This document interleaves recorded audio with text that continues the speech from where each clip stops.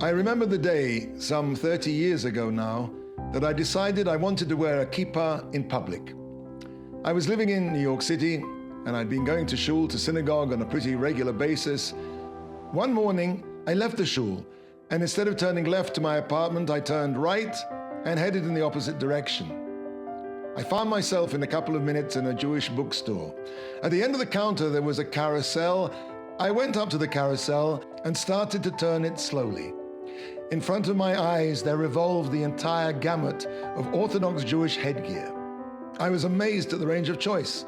There were white ones and green ones, black ones, knitted ones, leather ones, velvet ones, cloth ones, and those that looked they'd just come off the head of an Afghan shepherd. I thought, which one do I choose? Little did I realize I was about to step into a political minefield. So without thinking too much about it, I picked up this large black velvet couple and plonked it on the top of my head.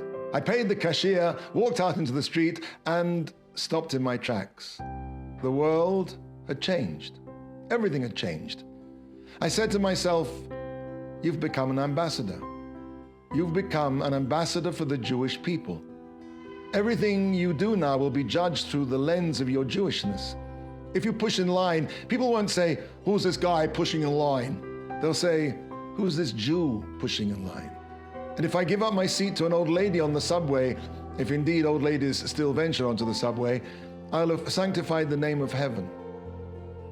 Little do we realize that the good name of the Jewish people and the good name of Elokei Yisrael, the God of the Jewish people, rests on a small piece of cloth perched precariously on the top of our heads.